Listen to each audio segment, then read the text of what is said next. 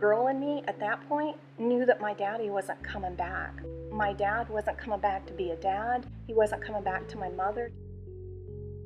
Our grandchildren would not know their grandfather. My name is Denise Schick. I am an author and the founder and director of the ministry called Help for Families. When I was 9 years old, my father had shared with me a secret, and that secret was that he wanted to become a woman. I didn't realize at that moment what that would entail in my own life and how his struggle would soon impact me. By the time I started to mature as a young woman, he had sexually molested me, and I became even further confused. By the age of 13, I started to seek out other relationships. I needed the affirmation of having a man love me, which of course led me into the wrong path many times. By the time I was in 7th grade, I recall having 13 boyfriends. I was so in need of being fulfilled as somebody recognizing me as a girl and loving me, everything that I did not get from my own father. The struggles continued to intensify at home as my father also had a peek hole in our bathroom. It became very uncomfortable to say, I am a girl and this is who I am, to be comfortable in that skin. The enviness and the jealousy that existed in the home became very intense with my dad and I. He had started to wear my clothing as I started to grow older. I was so empty inside and seeking the love and the attention of a father, and I couldn't find that. Right about that time where I thought, is life worth going on for? You know, is there possibly a better life if my life was to end and I could end this pain? When I was 15 years old, I started to date a young man named Mark, who's now my husband. And when I first met Mark, he seemed so different. He respected me. It wasn't like he was out for sex. He wasn't out to just use me.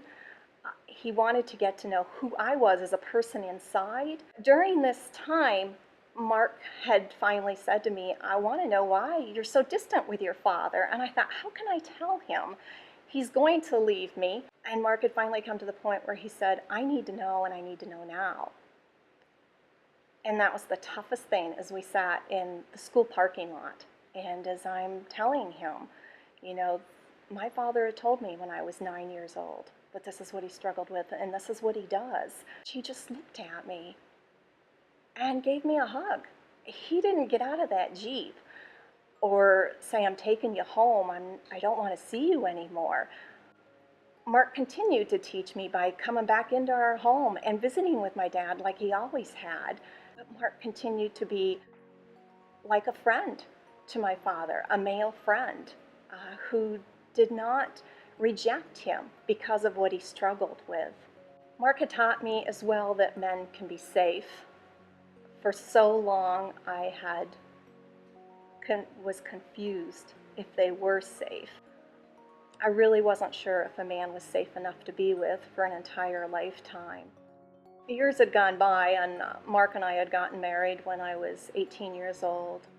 By the time I was 27, my father had left our family to pursue becoming a transgender person, as he felt that would fulfill his life. 13 years had gone by that I had not seen my father. You see, at the time where he had left, Mark and I now had 4 young children.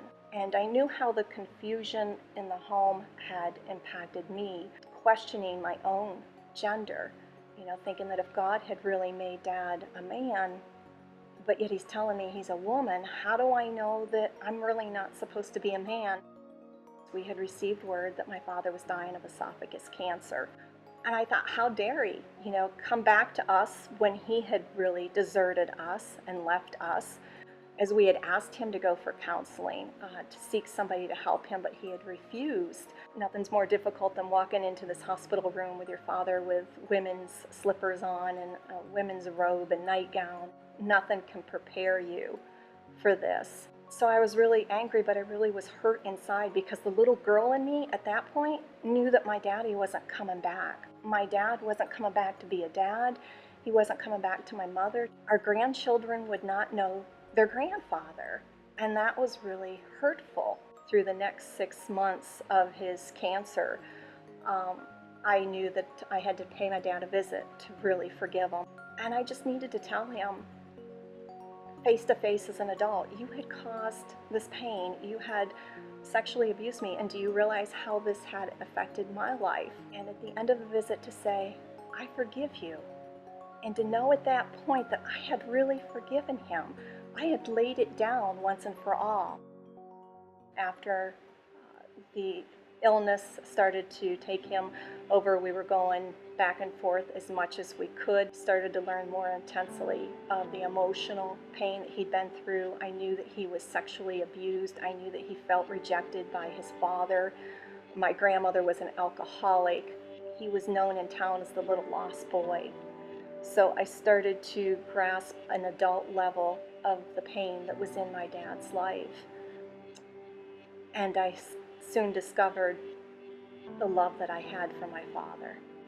Although my father looked like a woman, lived as a woman, on his deathbed, he had told my mother, I thought this would give me all the satisfaction that I sought after, but it didn't.